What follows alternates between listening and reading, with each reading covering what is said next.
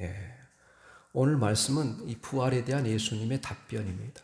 그래서 어쩌면 너무 중요한 말씀이기도 하죠. 오늘 부활에 대한 예수님의 답변이란 제목으로 같이 생각하고자 합니다.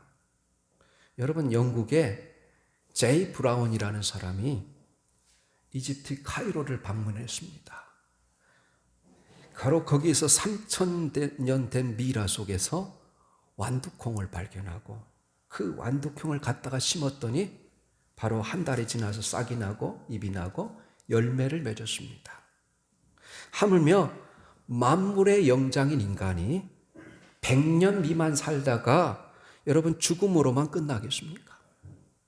그래서 부활이 있고 영원한 천국이 있고 지옥이 있다는 사실을 여러분 믿을 수 있기를 다시 한번 예수님의 이름으로 권면합니다. 네.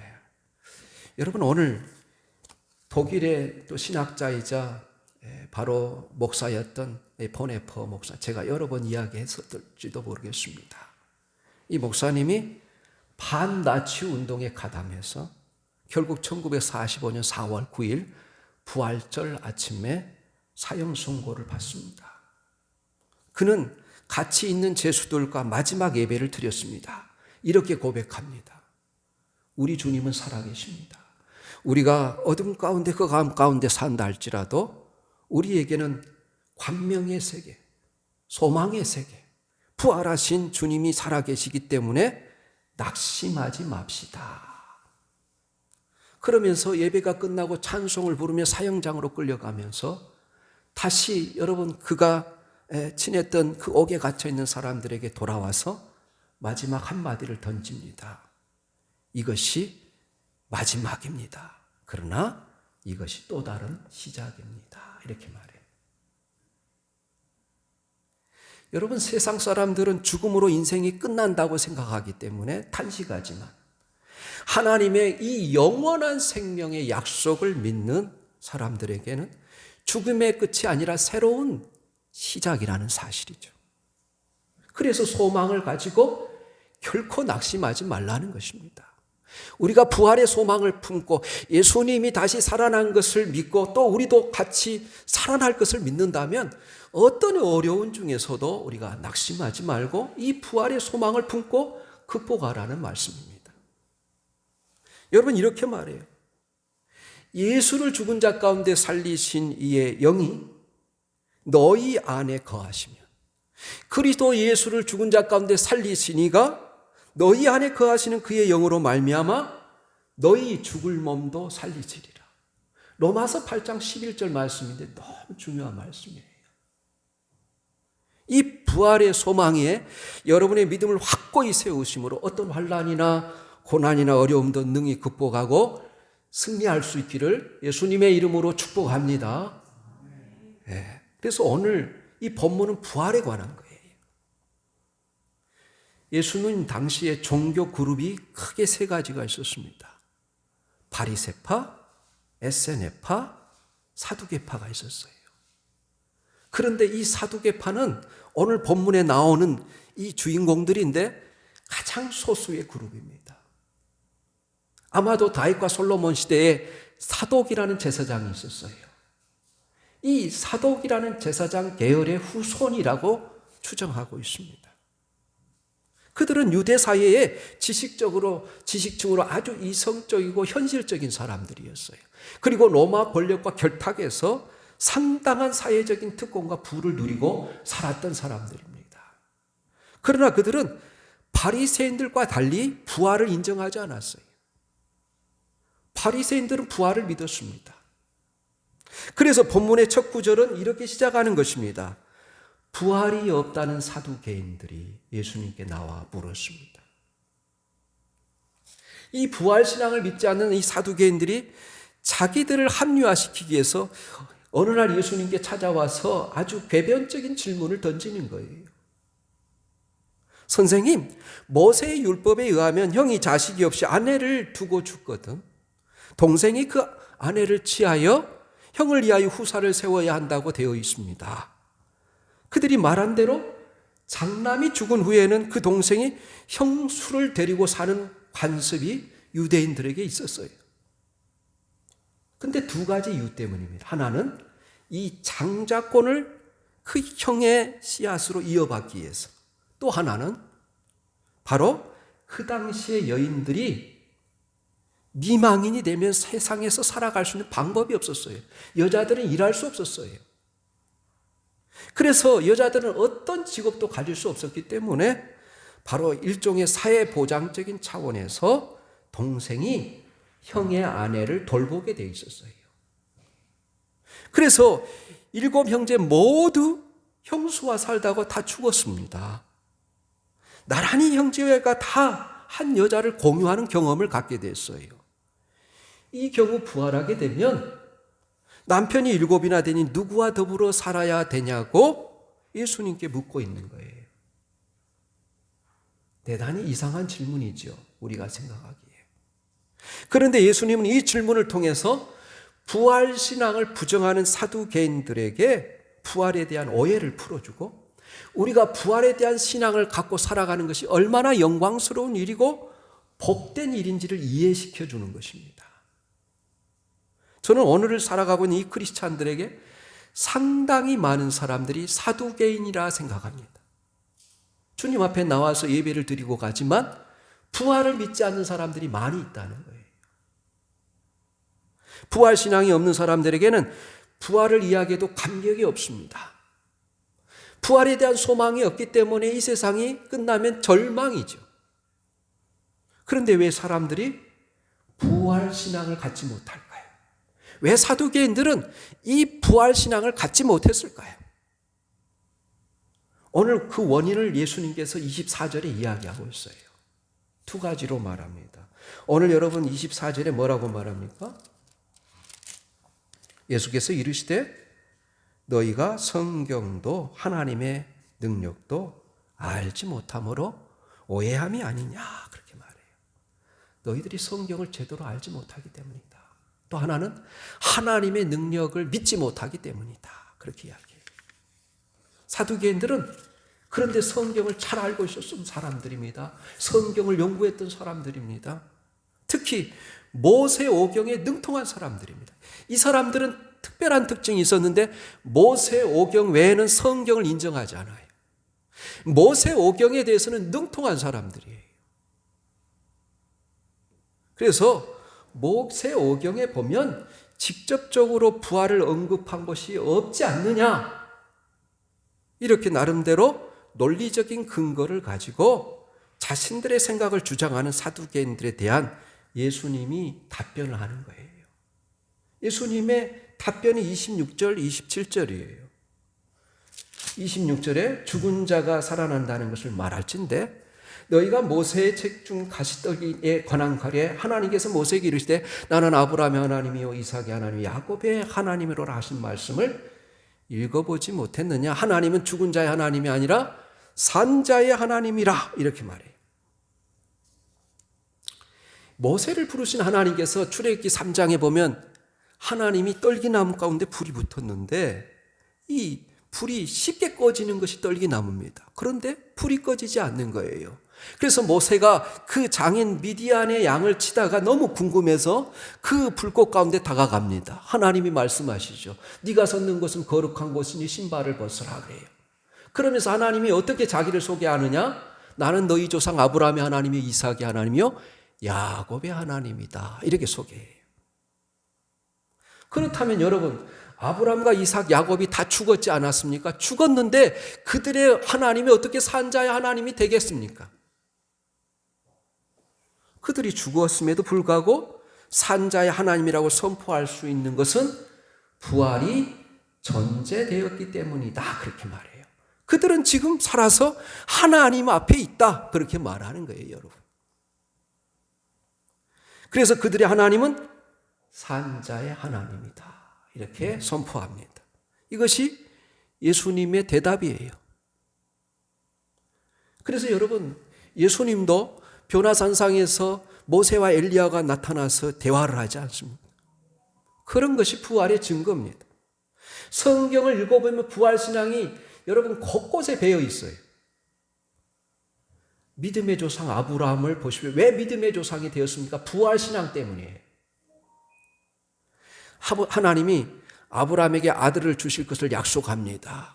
아브라함이 100세가 가까워지는데도 아들이 없었어요. 그런데 하나님은 계속해서 나타나셔서 너의 씨앗으로 말미암아 많은 민족이 태어날 것이고 너는 복의 근원이 될지니라 이렇게 말해요. 그래서 어느 날 하나님은 천사를 통해서 이렇게 말합니다. 내가 너에게 아들을 주겠다 그러는 거예요. 이미 아들을 포기해서 이제 그의 종 엘리에셀 또 여러분 이스마엘을 믿고 살아가는데 하나님께서 이스마엘이 14살이 되었을 때 드디어 아브라함과 사라를 통해서 100세에 낳은 아들 이삭을 줍니다. 그러면서 뭐라고 말하냐면 내가 전능하신 하나님임을 너는 믿느냐 이렇게 묻는 거예요. 창세기 17장에 보면 그렇습니다. 그렇다면 전능하신 하나님이 능치 못한 일이 있겠느냐? 그래서 아브라함이 전능하시다면 모든 것이 가능할 수 있습니다. 이걸 믿게 된 거예요. 그래서 하나님은 그의 믿음을 통해서 죽어버렸던 이 사라의 태가 여러분 생리가 끝나버렸는데 창세기 18장에 보면 하나님께서 이 아브라함의 고백을 들으시고 사라의 태를 열어주시고 새로운 생명을 주셨어요. 이것이 뭐냐? 부활 사건이라는 거예요. 이 사건을 통해서 부활의 의미를 어떻게 파악할 수 있는지 로마서 4장 17절에 이렇게 말해요. 기록된 바 내가 너를 많은 민족의 조상으로 세웠다 하심과 같으니 그의 믿음 바 하나님은 죽은 자를 살리시며 없는 것을 있는 것까지 부르시는 이시니라 그렇게 말해요. 아브라함이 믿었던 하나님은 어떤 하나님이십니까? 죽은 자를 살리시며 아무것도 없는 상태에서 말씀으로 세상을 창조하신 하나님이시다 이렇게 말해요. 우리 한번 로마서 4장 18절부터 22절까지 띄워주시면 읽어보겠습니다. 이 로마서 8장이 굉장히 중요합니다. 부활에 있어서. 우리 로마서 8장 18절부터 22절까지 읽겠습니다. 같이 읽습니다. 시작. 생각하건대 현재 고난은 장차 우리에게 나타날 영광과 비교할 수 없도다. 피조물이 고대하는 바는 하나님의 아들들이 나타나는 것이니 피조물이 어마한데 굴복하는 것은 자기의 뜻이 아니요 오직 굴복하게 하신 이로 말미암음. 죄송합니다. 로마서 4장인데 제가 계속 어문들이 있고 있네요. 8장은 로마서 4장. 다시 한번 제가 잘못 읽었습니다. 18절부터 4장 18절 시작.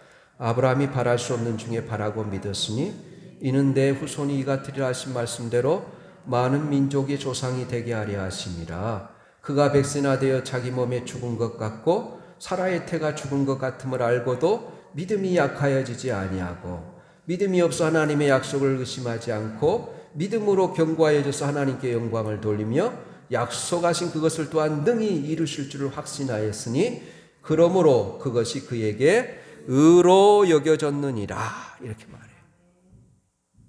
사라의 죽은 듯한 태를 다시 살리시고 그에게 새 생명을 주시고 이삭을 탄생하게 하신 것은 부활 사건이라는 거예요. 이것을 근거로 우리가 읽진 않았지. 23절, 24절 이렇게 말해요. 아브라함의 큰 믿음을 보고 의로 여기셨는데 그에게 의로 여겨졌다 기록된 것은 아브라함만 이해한 것이 아니요 24절에 의로 여겨심을 받을 우리도 이함이니 곧 예수 우리 주를 죽은 자 가운데서 살리신 이를 믿는 자니라 이렇게 말해요. 그래서 아브라함에게 하나님께서 기적의 아들 이삭을 선물로 주셨습니다.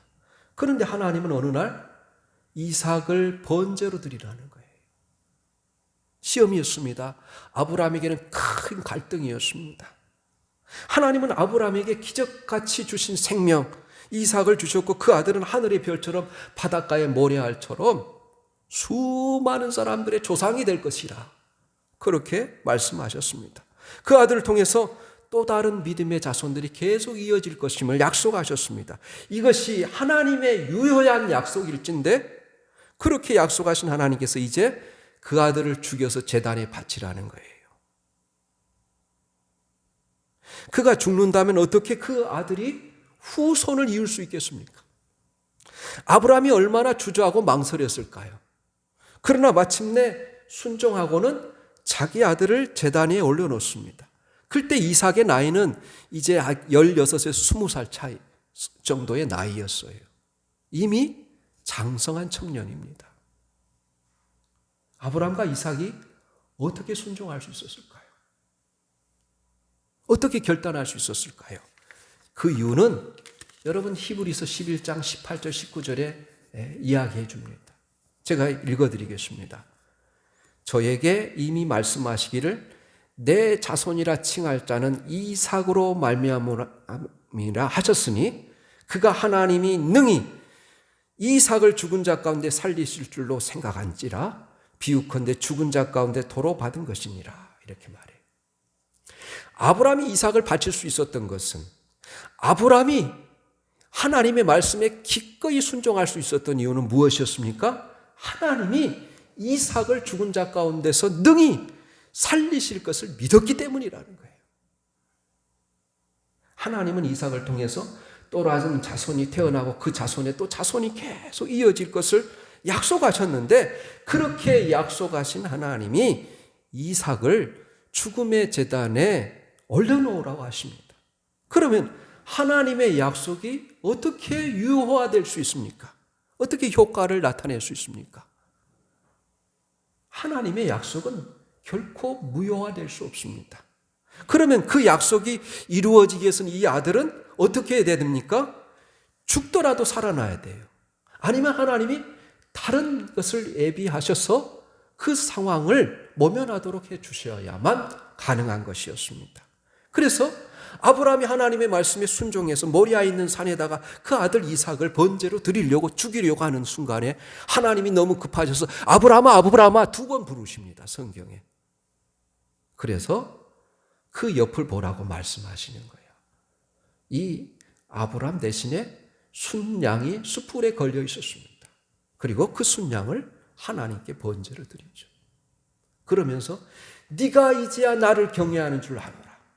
이 부활신앙에 확실히 서 있는 이 아브라함의 믿음을 보시고 네가 이제야 나를 경외하는 줄로 알겠다 말씀하시면서 다시 한번 그 후손들을 크게 축복하시고 네가 모든 대적의 문을 그 모든 제적들을 물리치고 너희 자손들이 큰 민족을 이룰 것이다 약속을 하십니다. 사랑하는 교회 여러분, 구약 성경에도 이렇게 부활신앙이 드러나 있습니다. 사실 성경의 곳곳에는 부활신앙으로 가득 차 있어요. 여러분 창세기부터 요한계시록 성경 전체는 부활에 대한 증언으로 가득 차 있습니다. 사도행전은 부활의 근거에서 여러분 이 사도행전이 기록된 거예요. 교회가 세워지는 거예요. 그래서 성경을 읽으면서 부활을 믿지 못한다면 성경을 제대로 읽지 않는 것입니다. 성경을 제대로 읽는 사람이라면 이 부활의 엄청난 증거 앞에 우리가 압도될 것입니다. 그리고 마침내 우리가 부활 신앙을 수용하리라 믿습니다. 여러분 진짜 믿음은 우리가 부활할 것을 믿는 신앙이라는 것을 잊지 마시기를 예수님의 이름으로 축원합니다. 두 번째로는 하나님의 능력을 알지 못하기 때문이라는 거예요. 부활을 불신하는 사람은 궁극적으로 하나님을 불신하는 사람이라 할 수 있어요. 하나님을 안 믿는 사람은 하나님의 능력을 믿지 못하기 때문입니다. 하나님을 믿는다면 당연히 하나님의 전능하신 능력을 믿는 것입니다. 이 하나님의 전능하신 능력을 믿는다면 부활하게 하시는 능력을 어찌 못 믿겠습니까? 여러분 창세기 1장 1절 말씀이 뭐예요? 태초에 하나님이 천지를 창조하시느니라. 여기서부터 부활신앙이 시작되는 거예요. 창조는 아무것도 없는 상태에서 유를 만드는 거예요. 아무것도 없었지만 하나님이 말씀으로 창조하는 것이지 않습니까? 이 무에서 유를 창조하신 전능하신 하나님께서 죽은 사람을 살리지 못하겠습니까? 여러분, 에스겔서 37장에 보면 어느 날 에스겔을 하나님께서 그 권능의 손으로 이끌려서 에스겔을 여러분 큰 골짜기 아래 내려놓습니다. 환상이에요. 실질적으로 갔다는 것이 아니라. 환상을 통해서 골짜기 가운데 사방을 보니까 다 여러분 뼈가 가득 차 있습니다. 항상하게 뼈만 남아있어요. 그것은 이스라엘 민족이 포로로 끌려가서 민족적으로 죽음을 경험한 상황을 보여주는 거예요. 아무런 소망이 없는 상태인 이 이스라엘 백성의 상태를 살해당한 자라, 살아있으나 죽은 자라고 우리 주님이 에스겔에게 보여줍니다. 그런데 에스겔이 하나님의 말씀에 순종해서 하나님의 말씀을 대언합니다. 뼈들을 향해서. 뭐라고 대언하냐면 이렇게 대언해요. 주 여호와께서 이같이 말씀하시기를 생기야 사방에서부터 와서 이 죽음을 당한 자에게 불어서 살아나리라. 여러분, 이 말씀을 선포하자 뼈들이 붙습니다. 힘줄이 생깁니다. 살이 붙습니다. 가죽이 입혀집니다. 그리고 사람이 됩니다. 큰 군대를 이룹니다. 이것이 뭐예요? 부활이라는 거예요.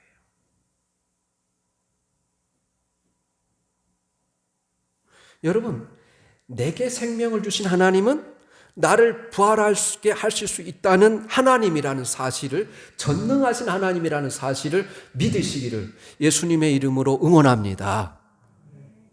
그러면 부활의 몸을 갖는다, 부활체를 갖는다는 것은 무엇을 뜻하가요?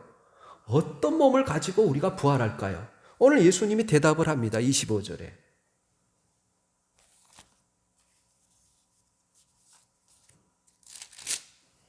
사람이 죽은 자 가운데 살아날 때는 장가도 아니가고 시집도 아니가고 하늘에 있는 천사들과 같으니라, 이렇게 말해요.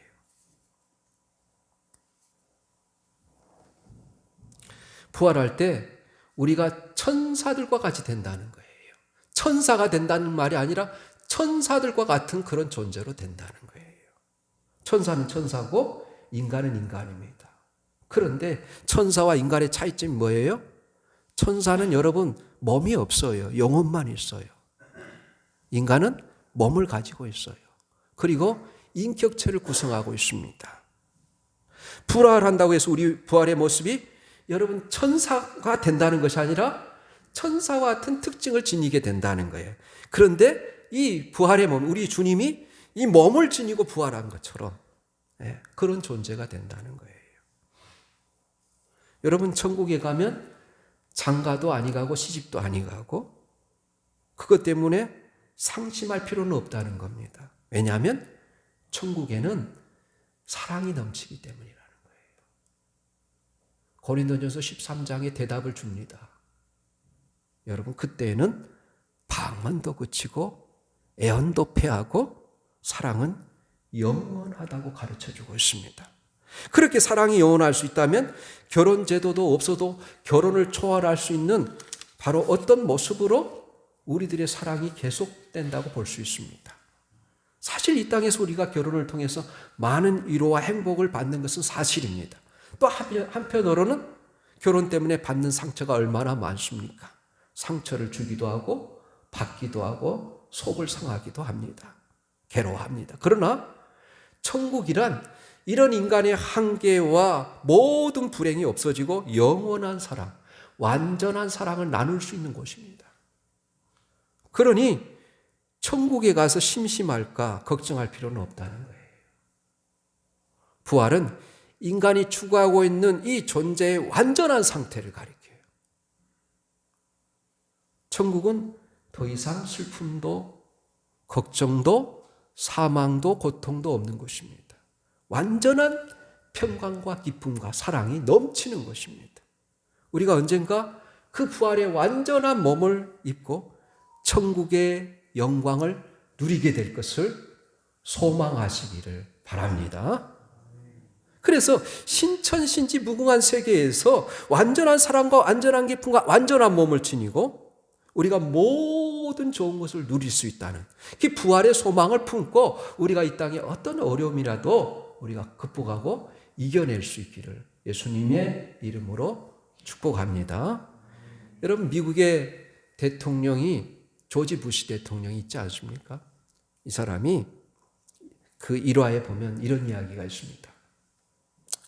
그가 부통령 시절에 소련의 브레즈네프 수상의 장례식에 미국 대표로 참석했습니다. 장례식은 공산당의 이 관례대로 다 진행됐어요. 온통 죽음을 상징하는 여러분 검은색과 붉은색으로 모든 것이 장식되어 있었습니다. 장례식의 이 말미에는 이 고인을 위한 마지막 경의를 표하는 순간이 있었습니다. 이때 고인의 부인이 앞으로 나왔습니다. 그녀는 품에 간직했던 백합 한 송이를 꺼내어 관위에 놓았습니다. 여러분, 백합은 전통적으로 러시아 정교회, 러시아 교회에서 예수님의 부활을 상징하는 꽃입니다. 그리고 미망인은 이 남편의 시신 앞에 무릎을 꿇습니다. 그리고 여러분 기도를 하는 것입니다. 모든 사람들이 다 여러분 고요함에 휩싸였습니다. 그리고 기도를 하고 난 다음에 성호를 긋습니다. 그래서 여기저기 미망인을 따라 성호를 긋는 사람들이 있었어요. 그런데 부시 대통령에는 이것이 충격이었습니다. 이 광경을 지켜본 조지 부시는 이렇게 말했습니다. 나는 이 얼어붙은 소련 땅에 기독교 신앙이 완전히 죽어버린 줄 알았습니다. 이 시간 부활 신앙이 부활하고 있는 것을 목격했습니다. 이렇게 말합니다. 여러분, 부활 신앙을 회복할 수 있기를 바랍니다. 이 부활 신앙을 품고 소망을 품기를 바랍니다. 예수님이 우리를 위해 죽으시고 부활하셨어요. 예수님은 지금도 살아계셔서 그리고 다시 오실 주님을 우리가 소망하며 우리도 부활의 주님을 찬양하며 따라가야 된다는 거예요. 그를 믿는 자들에게는 승리가 있을 것입니다. 죽음으로부터 일어나 당당히 새 생명으로 일어날 것입니다.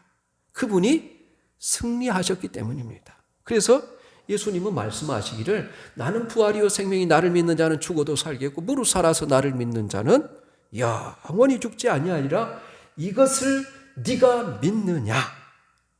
난리에 죽으시고 난리에 부활하신 이 주님의 사랑을 생각하며 여러분이 어떤 어려움 가운데 있을지라도 새롭게 시작할 용기를 가지시길 바랍니다.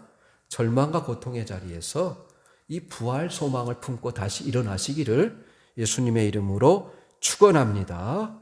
아멘.